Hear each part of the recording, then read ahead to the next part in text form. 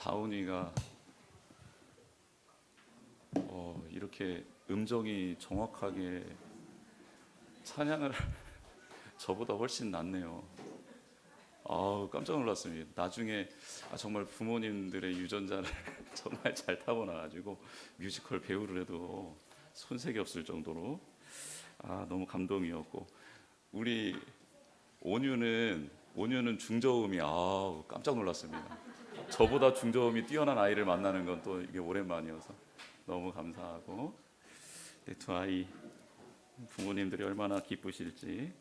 정말 그 가정이, 그런 예배의 가정이, 또 우리 공동체가 그런 예배의 공동체가 되는 것을 하나님이 원하시는 줄 믿습니다.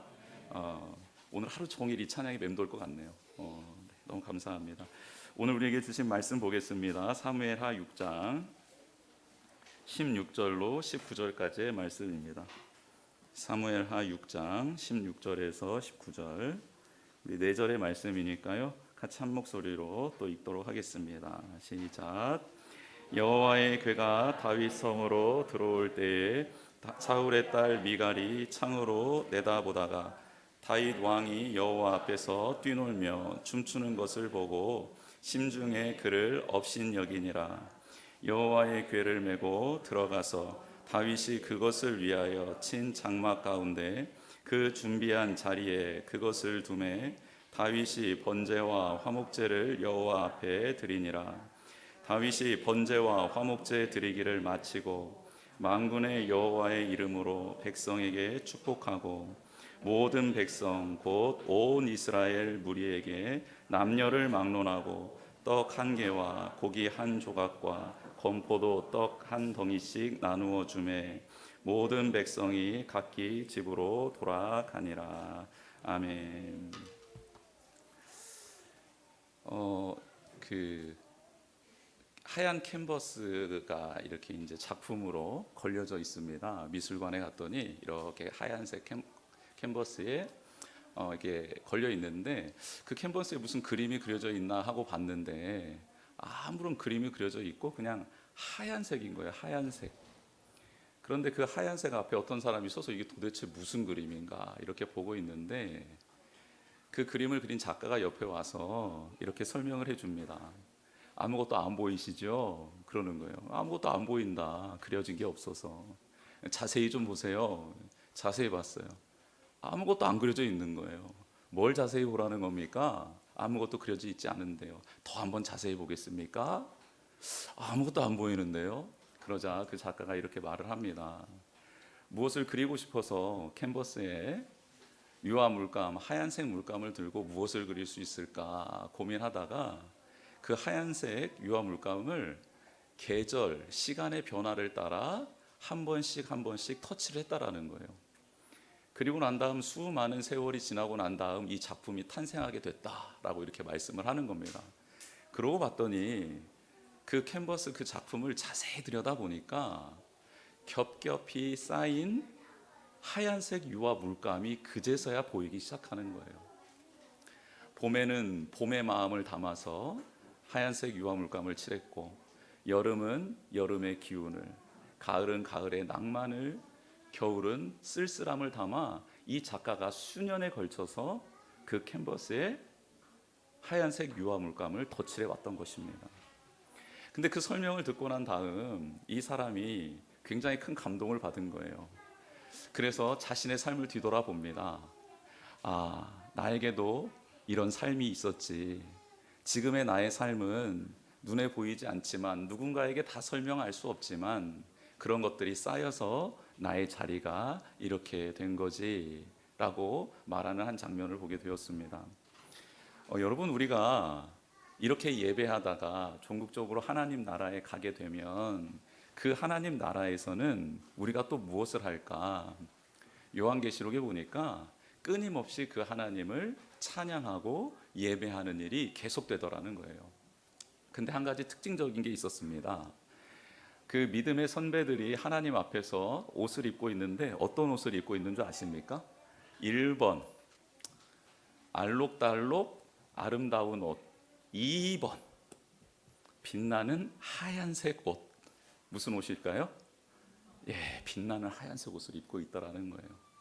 근데 갑자기 그 최후의 하나님의 나라, 종국에 우리가 머물 곳, 그리고 그곳에서 입고 있는 옷과 이 묘하게 이 작품과 연결이 되는 거예요, 저는. 그래서 이런 생각을 해보았습니다.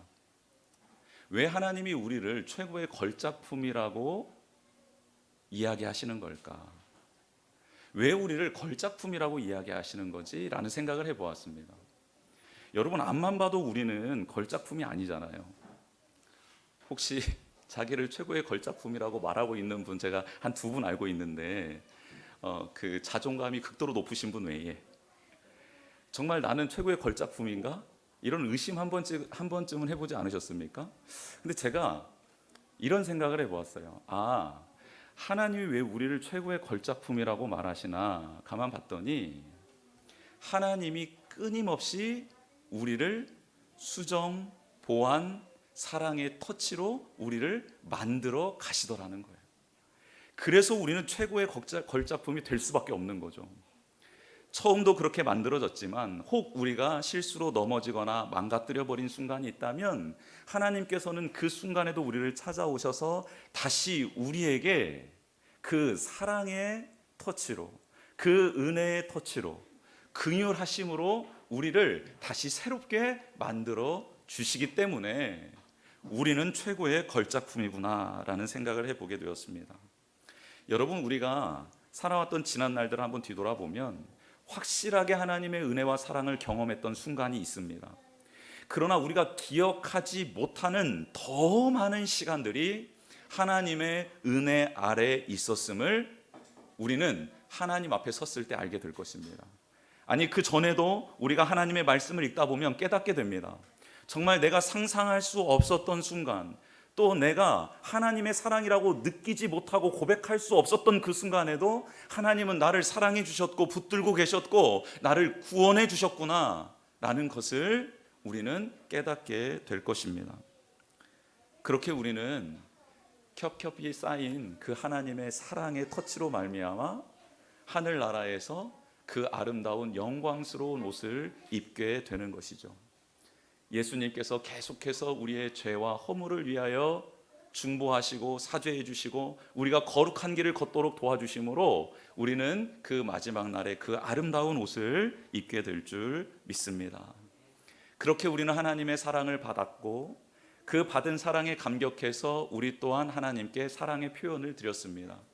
때로는 눈물로, 때로는 웃음으로, 때로는 감사로, 때로는 감격적인 예배로, 찬양으로, 기도로 그렇게 하나님께 감사의 영광을, 찬양을, 사랑을 표현하고 있습니다.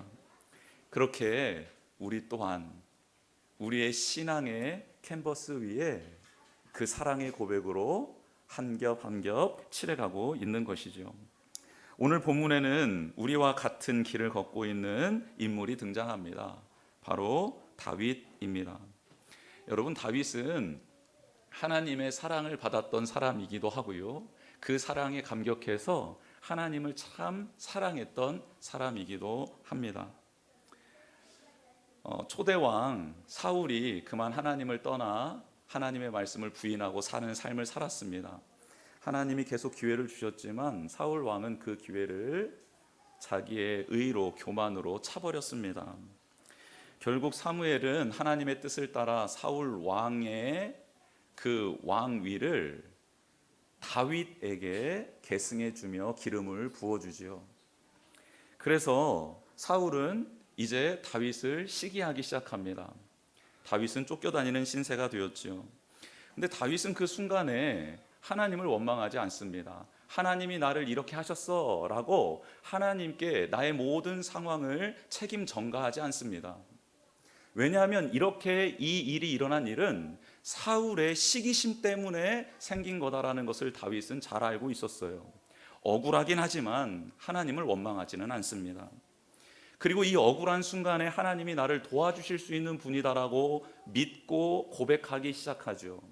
때로는 너무 고통스러워서 하나님께 탄원하기도 합니다. 하나님, 정말 저를 보고 계시는 것 맞습니까? 저의 억울함을 살피시고 계시는 것, 알고 계시는 것 맞나요? 이 광야에서의 생활이 너무너무 힘들고 괴롭습니다. 하나님, 어떻게 하면 좋을지 모르겠습니다 라고 탄원의 기도를 올리기도 합니다. 때로는 감사의 기도를 올려드립니다. 하나님, 그럼에도 불구하고 저를 지켜주시고 저에게 피할 길을 내어주시고 그럼에도 불구하고 저와 함께 할 수 있는 이런 동역자들을 세워주신 것 감사합니다. 하나님 찬양합니다. 하나님은 저의 산성 되십니다. 저의 반석 되십니다. 저의 피난처 되십니다 라고 감사의 영광의 기도를 올려드리고도 있습니다. 이렇게 다윗은 하나님을 원망하는 것이 아니라 어떤 순간에도 나를 지키시는 분으로 고백하며 그렇게 꿋꿋하게 고난의 길을 걷습니다. 여러분, 우리가 어려운 순간을 당할 때 하나님이 내게 왜 이런 순간을 허락하셨지라고 말하는 것은 굉장히 위험하고 무서운 생각입니다. 하나님이 사랑하는 자녀에게 어려운 일, 험난한 일을 재미삼아 주시지는 않습니다. 또 그런 길로 인도하지 않습니다. 물론 하나님이 가끔 가다 우리의 믿음을, 그리고 우리의 믿음을 성장시켜 주시기 위하여 그 고난의 자리를 허락하시는 경우는 있습니다. 그러나 그런 경우는 굉장히 드뭅니다. 알고 보면 이 악한 세대 가운데, 상황 가운데 처해 있는 어찌 보면 너무 자연스러운, 죄악 가운데 허덕이고 있으며 죄악을 멀리하지 못하는 우리에게 당해야 될 어찌 보면 당연한 일들이 우리 가운데 펼쳐지고 있는 줄 우리가 알았으면 좋겠습니다. 그리고 그 상황 속에서도 우리는 그럼에도 하나님은 나를 구원해 주시고 건져 주시고 치료해 주실 수 있는 분이다라는 이 고백을 잊지 않아야 된다라는 것이죠.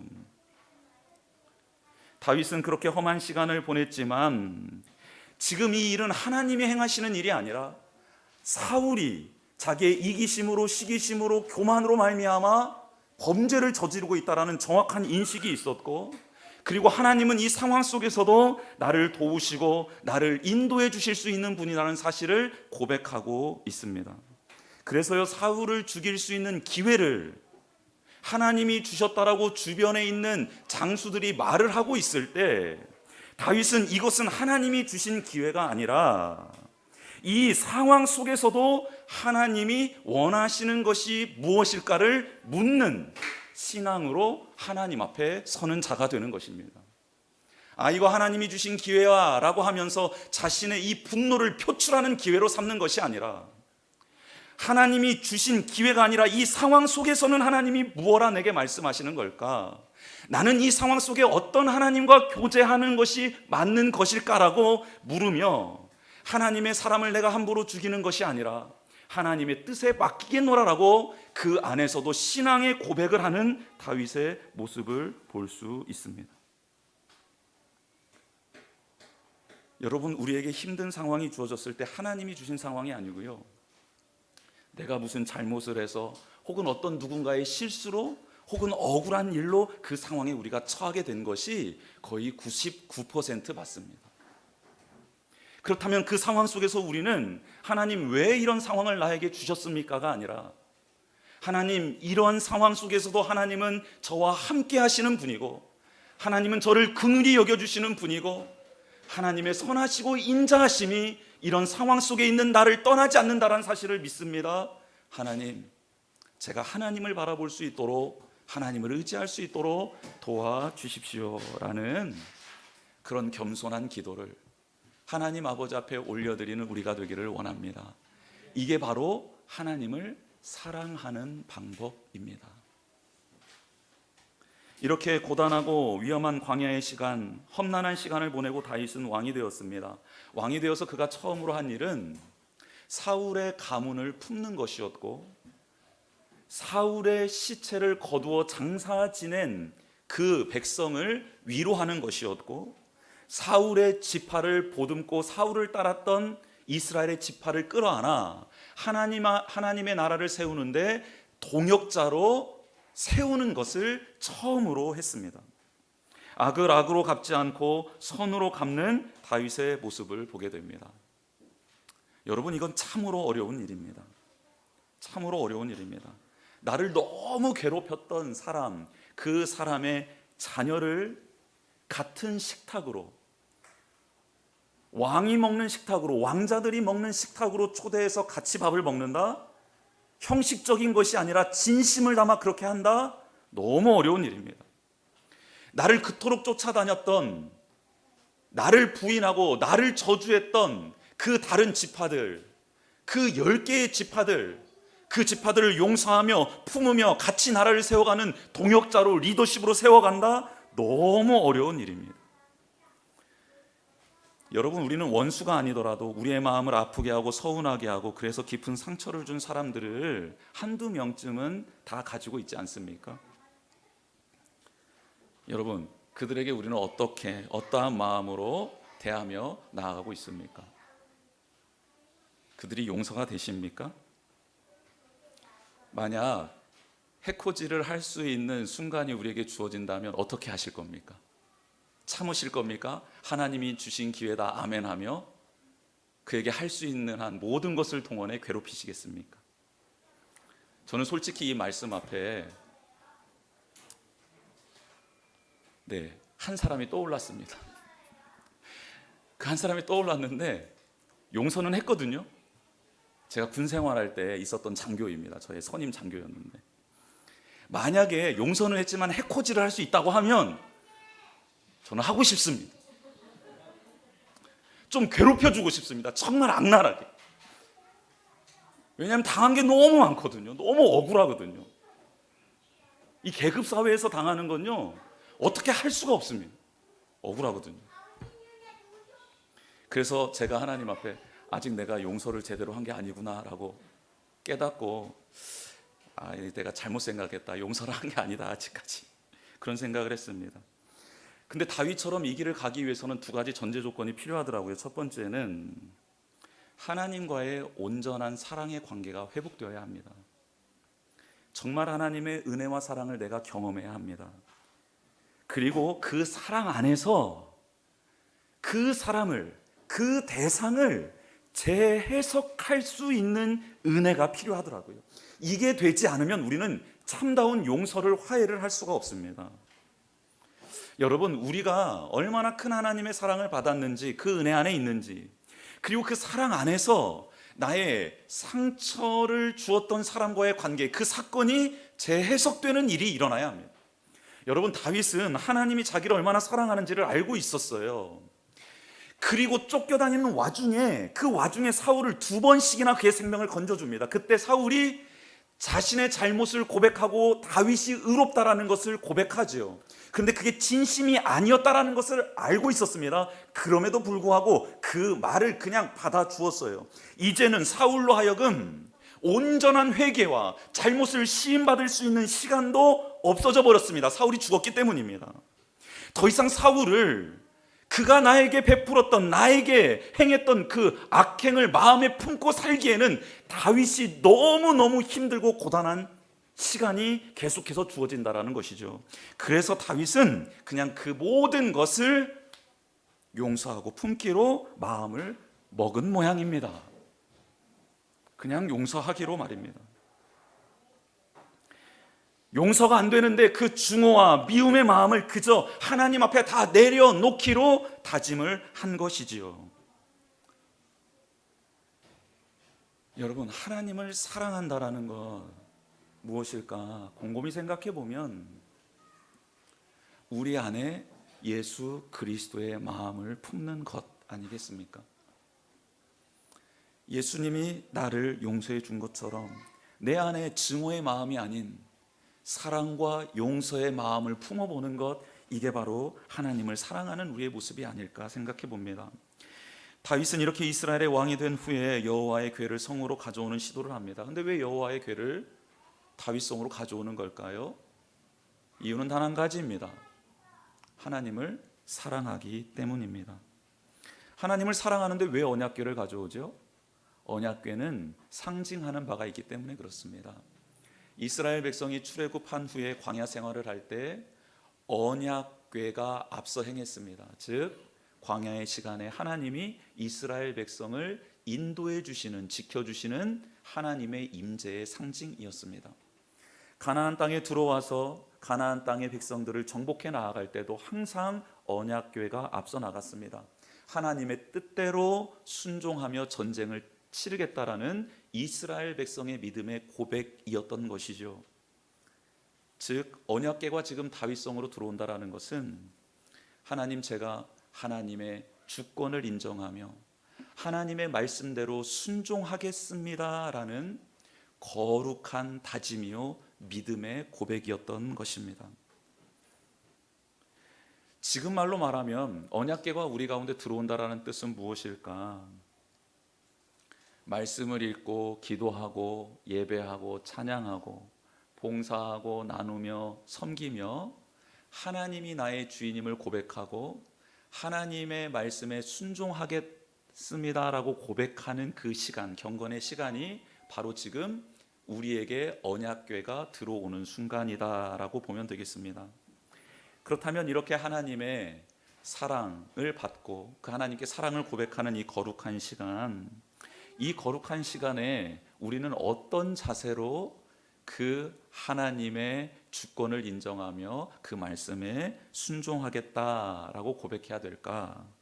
여러분, 오늘 6장 본문에는 여러 종류의 사람이 등장하는데요, 그 사람들의 모습을 잠시 살펴보며 우리의 삶의 자세를 하나님 앞에 올려드리면 좋겠습니다. 첫 번째는 아비나답의 아들 우사입니다.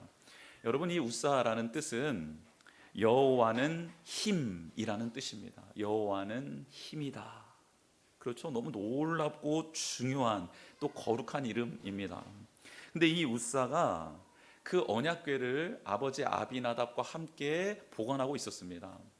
수십 년 동안 한 20년 이상 보관하고 있었는데 다윗이 이제 하나님의 뜻 가운데 순종하는 내가 그렇게 우리나라가 되기를 원한다라고 그 언약궤를 가져오는데 새 수레에다가 언약궤를 싣고 소가 끄는 수레를 가지고 이렇게 나오게 됩니다. 근데 나오다 보니까 이 나곤의 타작마당 앞에서 소가 갑자기 뛰는 거예요. 뛰다 보니까 우사가 그만 그 언약궤가 떨어질까 염려하는 마음이었겠죠. 그래서 언약궤를 잡습니다. 근데 언약궤를 잡는데 그만 그 자리에서 죽고 말지요. 여러분, 왜 죽었을까? 여러분, 하나님은 중심을 보시는 분이십니다. 여러분, 한 일례로 다윗도 제사장들만 먹어야 되는 진설병을 배고파서 먹은 적이 있습니다.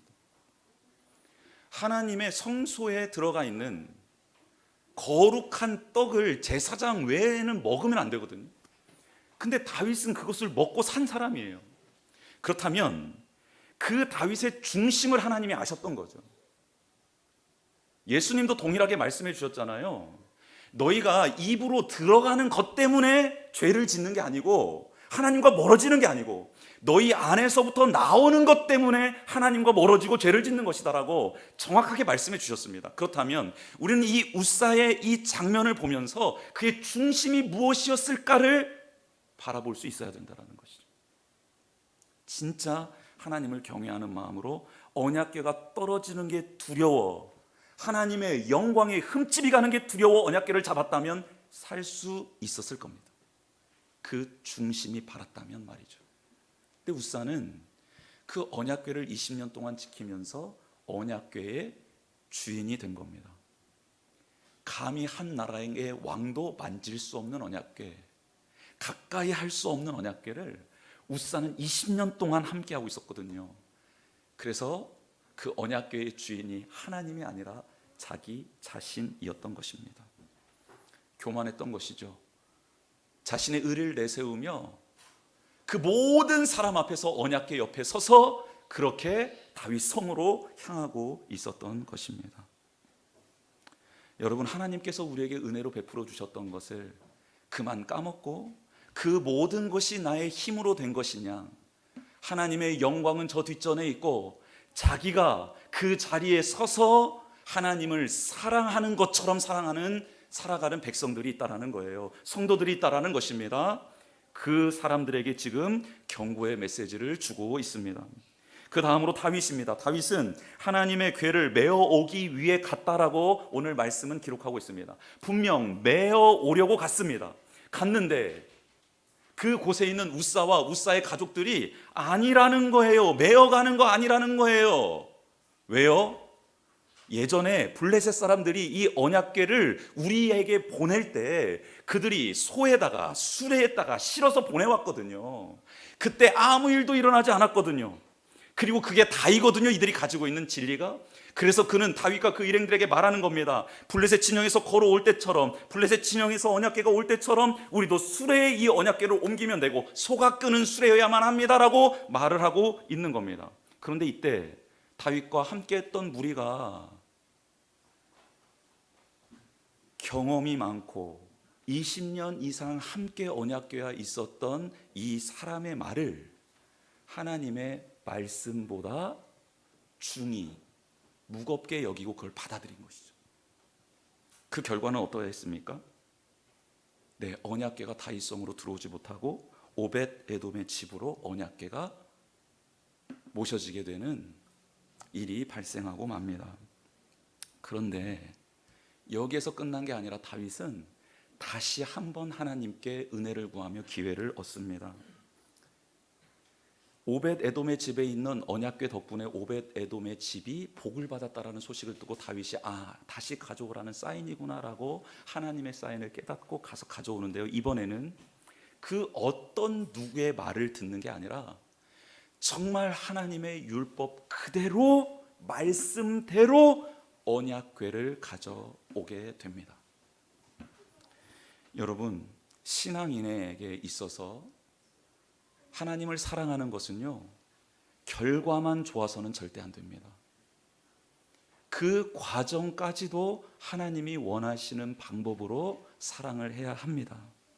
그것을 지금 보여주고 있는 것이죠. 그리고 또 한 사람이 등장합니다. 미갈입니다. 미갈은 창밖에서 내다봅니다. 그리고 언약궤를 맞이하지요. 하나님을 사랑하는데 적당한 거리를 두고 사랑하시는 분들이 있습니다. 저 일은 누가 알아서 할 거야. 말씀은 말씀 좋아하는 사람이 읽는 거지. 찬양은 찬양 잘하는 사람이 부르는 거지. 기도는 기도의 은사가 있는 사람들이 하는 거지. 전도는, 섬김은, 봉사는 아니야, 내 일이 아니야. 창 밖에서, 창 안에서 창 밖을 바라보며 신앙생활하고 있는 사람들을 바라보고 있는 것입니다. 원할 때에는 창문을 열어 같이 소리도 내기도 합니다. 때로는 반응도 하죠. 그러나 거기까지입니다. 이내 나의 시간이, 나의 삶이 소중할 때는 창문을 닫아버리는 사람, 그런 사람이 미갈과 같은 신앙생활을 하는 것이죠. 더 무서운 것은요, 창 안에서 창 밖에 일어나는 일들을 판단하고 정죄하더라는 것입니다. 다윗이 춤추고 예배하고 기뻐하는 것을요, 아내인 이 미갈이 판단하고 심판하고 정죄합니다. 여러분, 우리는 우사와 같은, 혹은 다윗과 같은, 혹은 미갈과 같은 신앙생활을 하고 있습니다. 이 세 가지가 다 혼재되어 있을 수 있습니다. 그렇다면 어느 방향으로 걸어가야 할지에 대해서는 우리가 한번 생각해 보았으면 좋겠습니다. 내가 누군가를 사랑할 때 나의 방법대로 내 만족을 위해 사랑하는 것, 그건 사랑이 아니지요. 여러분, 요즘에 데이트 폭력이 참 사회 문제로 되고 있지 않습니까? 상대방이 싫어하는데 내 감정을 앞세워 사랑을 강요하며 더 나아가 폭력을, 살인을 저지르는, 이게 과연 사랑이라고 말할 수 있겠습니까? 우리가 하나님을 주인으로 모시고 살아간다라는 것은 우리의 관점으로 하나님을 사랑하는 것이 아닙니다. 이미 하나님의 사랑은 확증되었어요. 당신의 생명을 내어주는 사랑이었습니다. 이보다 더 큰 사랑은 없습니다. 이미 그 사랑은 확증되었습니다. 그렇다면 이제는 우리가 하나님을 사랑하는 방식이 과연 하나님이 원하시는 방식인지에 대해서 정말로 한번 생각해 볼 차례가 된 것이죠. 다윗도 처음은 하나님을 사랑하는 방법을 제대로 알지 못했습니다. 그렇죠? 그러나 제대로 사랑하기 위해서 노력해 가고 있습니다. 철저하게 준비합니다. 한 번의 실수를 거듭 반복하지 않아요. 여러분, 이게 진짜 사랑 아닙니까? 진짜 사랑하는 사람이 싫어하는 걸 알았어요. 그러면 이제 반복하지 않는 거죠. 노력을 하는 거죠. 할 수 있다면 최선을 다해 보는 거죠. 이게 사랑하는 방법 아닙니까? 이게 진짜 사랑 아닐까요? 다윗도 하나님을 사랑하고 싶었는데 방법을 몰랐어요. 그런데 알게 되자 이제는 정말 철저하게 순수하게 거룩하게 마음을 다해 준비하더라는 거예요. 결국에는 하나님이 기뻐하시는 방법으로 하나님의 뜻에 순종하는 것으로 하나님을 사랑하게 되더라는 것입니다. 여러분, 우리도 그런 사랑의 사람 되었으면 좋겠습니다. 이 시간 우리 주보 내용 한번 채워보겠습니다. 언약궤를 모신다는 것은 하나님의 주권을 인정하며 순종하겠다라는 뜻입니다. 결과뿐 아니라 과정도 하나님이 원하시는 방법으로 해야 합니다. 우사, 미갈, 다윗의 모습을 보며 나의 신앙 생활을 한번 점검해 보셨으면 좋겠습니다. 이 시간 같이 찬양하며 나아가도록 하겠습니다. 소망